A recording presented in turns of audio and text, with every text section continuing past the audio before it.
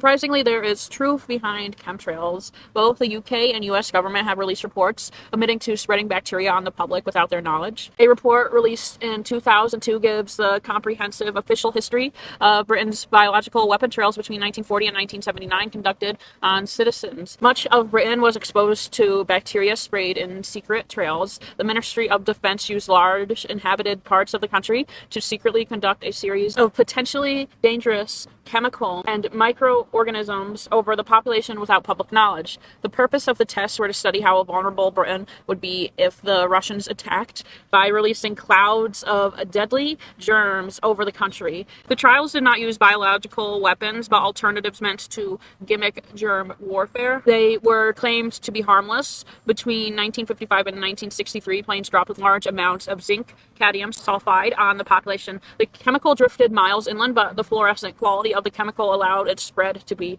monitored. The government insisted the chemicals they used are safe, but cadmium is recognized to cause lung cancer. During World War II, it was considered to be a chemical weapon. Between 1961 and 1968, more than 1 million people along the south coast of England had bacteria released on them, including E. coli and a chemical that mimics anthrax. The sabotage trials between 1952 and 1964 involved the release of other illnesses, including bacteria, to determine how vulnerable large government buildings and public transport would be to an attack.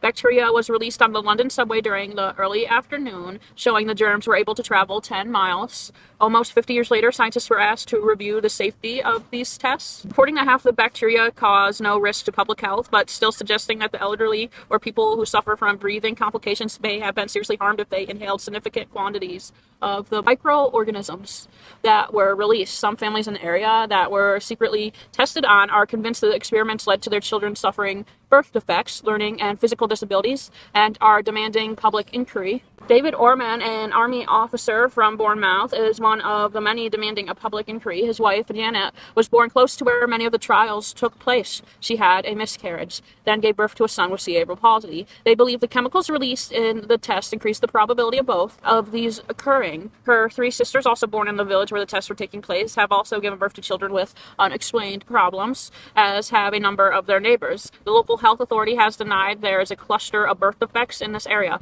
Orman said, "I am convinced something terrible has happened. The village was a close-knit community and have too many birth defects over such a short space of time than for it to be a coincidence." The government has made attempts to keep details of the welfare test secret.